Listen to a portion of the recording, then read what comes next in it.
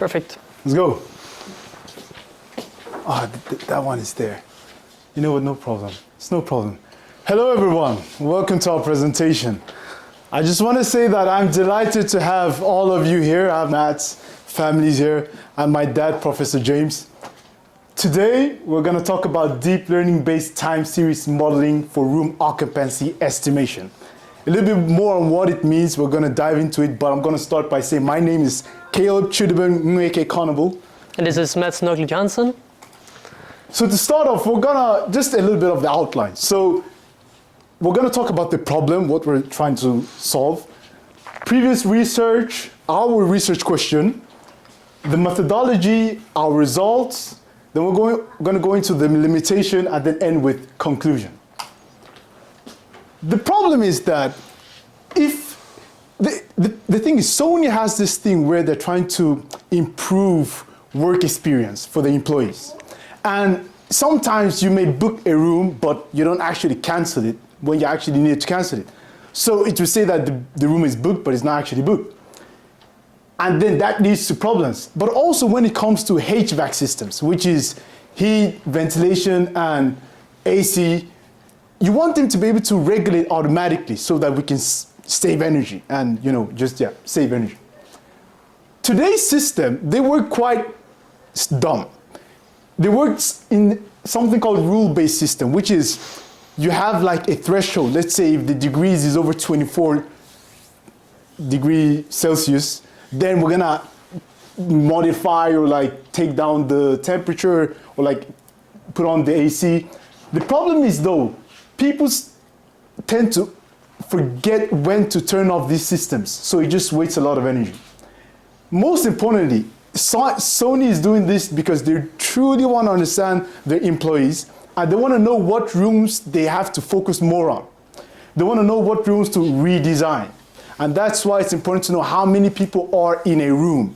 And that's what we have then produced an AI model that can accurately estimate how many people are in a given room. So how are we going to detect these people? Well, we are using something that are called non-intrusive sensors.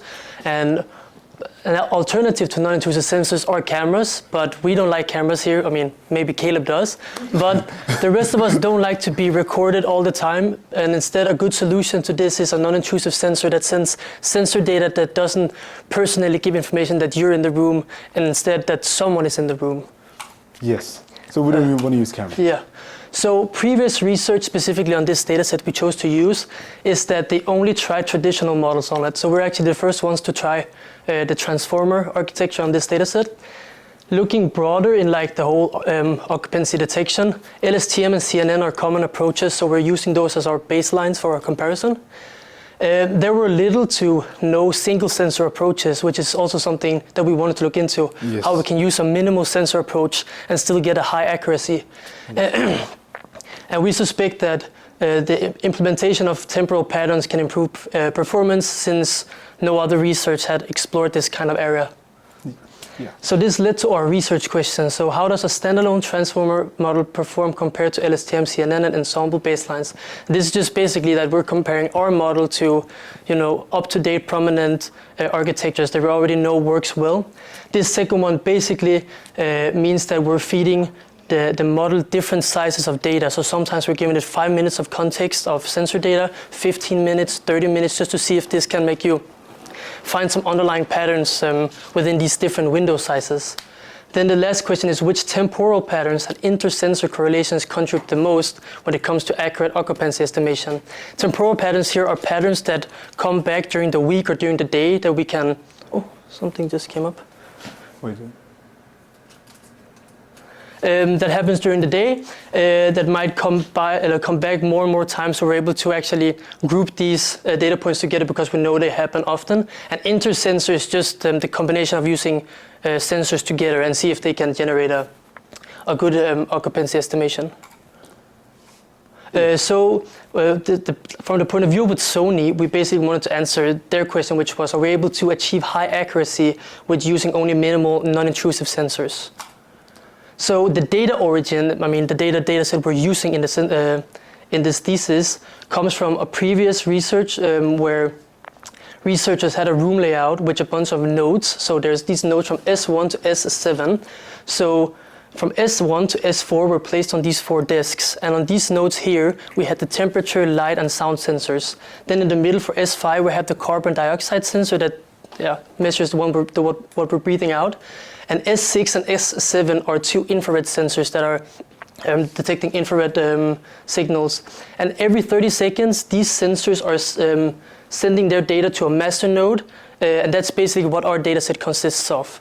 And in the room, there is a person that is just writing down how many occupants that are entering the room, which we're using as the ground truth, like what we're testing against to see if we're predicting correctly. Yes, and then this was conducted in a 2 weeks period, and especially during the holiday period, ending of December, beginning of January. And that's actually what leads to us having, so this is the sample. So this is how many samples of 0 occupants we have. 10,000 samples, 81% of them, no one is in the room, it's vacant. And this is because they were monitoring during the weekend, during the holiday. Here's the problem.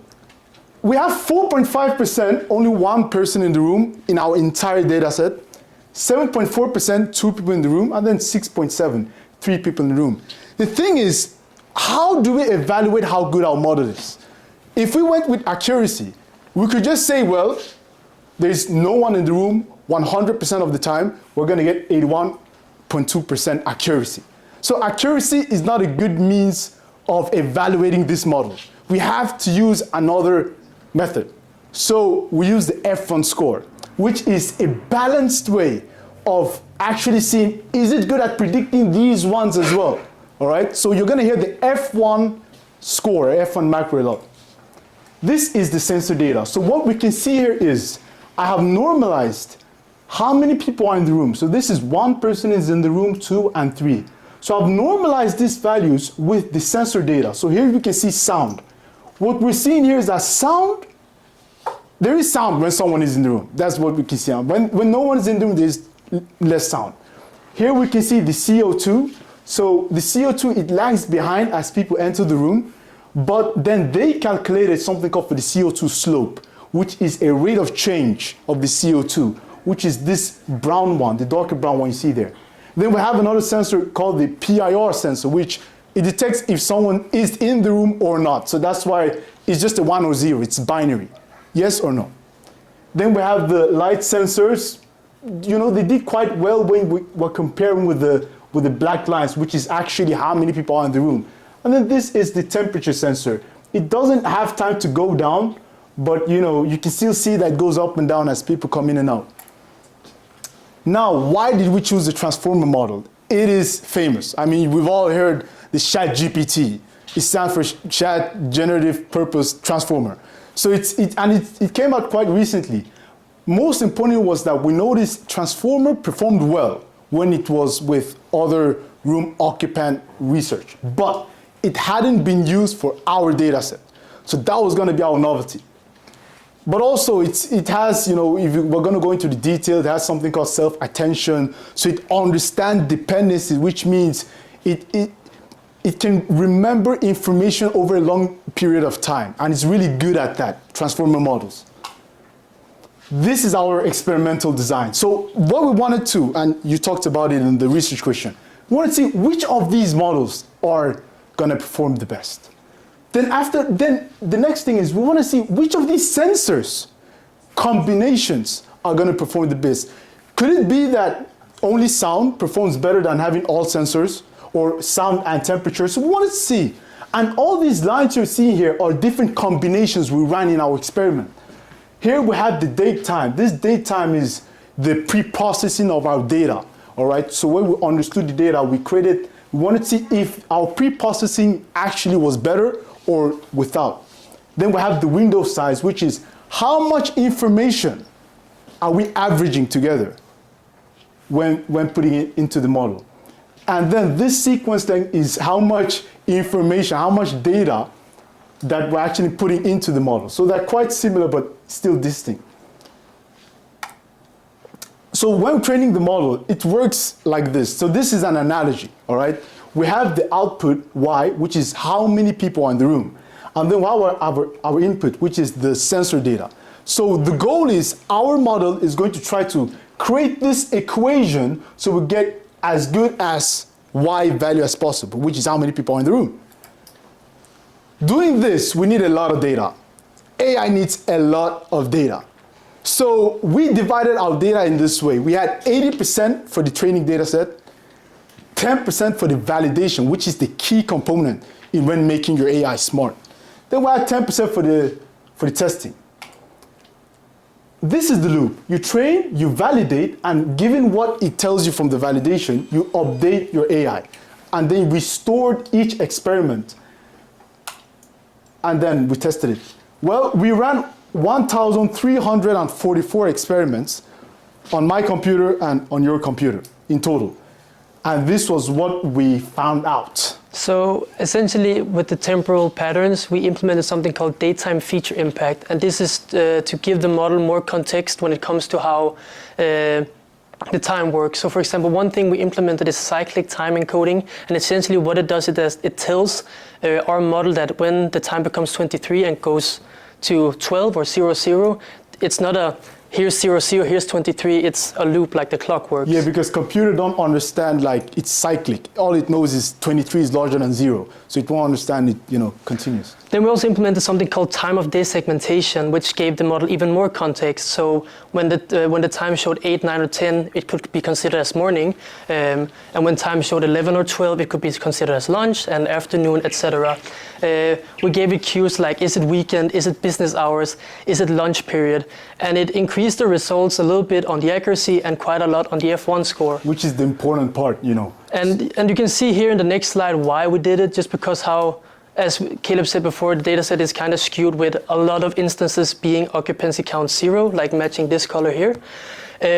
So we believe that telling the model that is it business hours, for example, made it focus that, okay, so when I'm looking here, there's a higher chance also that there are going to be occupants. So it already doesn't have to think about that, so we can speed up the prediction process, if we say it like that. Yeah, we made it easier for it to understand. And this pre-processing part of the data is very important because if you don't pre-process the data, you might not get as much information you could get out of it. So and that's what it showed, that it helped. How many percent, if we go back just one step for the F1 macro, that's what we can see. This is improved it by 11%. All right, which is significant. And also something we suspect that previous studies forgot to do when we're looking at their F1 scores later. Yes, all right. So another thing we wanted to look into was the window impact. The window being how much information we are averaging, all right, and using that for each timestamp. What we can see, and I just want to go through this quite fast, is that and this is for all of the models, but as the time goes on, as more information we packed into it, the accuracy and the F1 score seemed to perform better.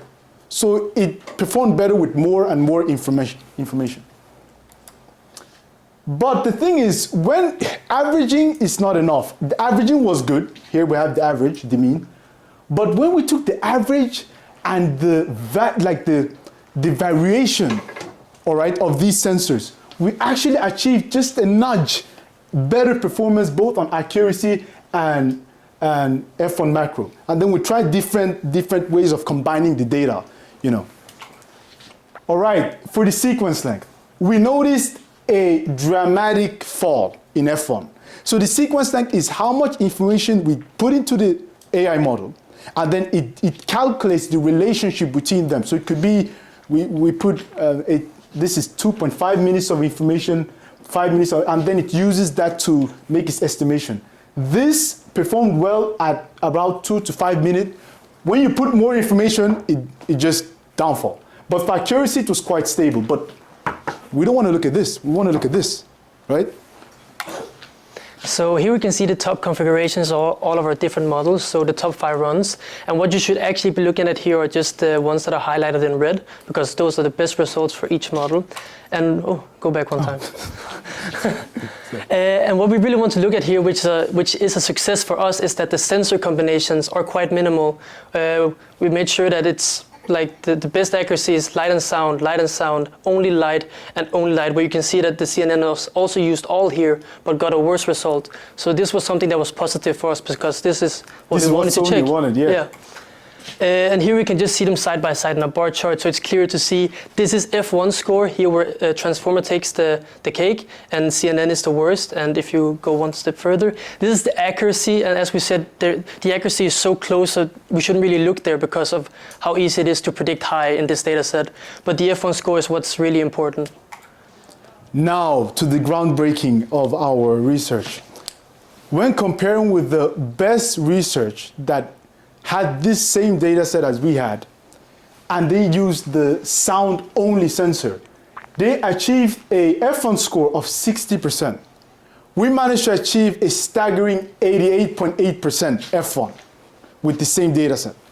And this is the accuracy they also achieved with using only sound, and we achieved 96%. So a significant increase. Comparing with CO2, all right? Their CO2 F1 was at 55%. We managed to take it up to 89% with the same data set. But this also shows how kind of faulty their result is, because if you're only reaching a F1 score of 50%, it means that you might only be predicting like one of the cases correct, but what about the other cases? Then it doesn't matter that the accuracy is this high. This is what you want to achieve. Yes, and you can also see here how ours are quite close, which means that our model is actually understanding what is going on in the data. So some of the current limitations that we have to acknowledge is that the data set we're using is from a single environment with a limited occupancy range in controlled conditions with like these previous researchers.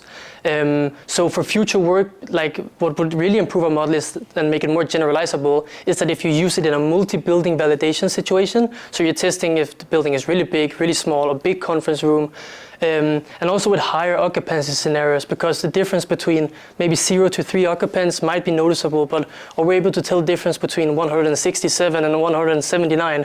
This is kind of hard. And the cherry on top would be to have it in a real-time deployment where it could learn and get retrained based on like seasonal variation. And now to the coolest part of this whole presentation, our simulation.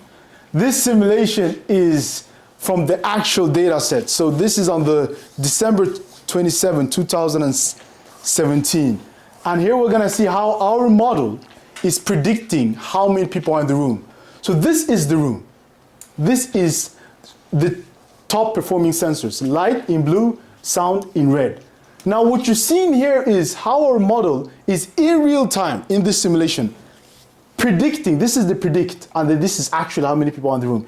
Is predicted, but you can also see here, right, when no one is in the room, the sensor values, this is normalized, are quite low. As someone enters, you see how the light is quite stable comparison to the sound, but you can also see that the sound is there. Maybe this person doesn't want to talk to themselves, you know, but the sound is there. So this is a simulation on how it actually looked like.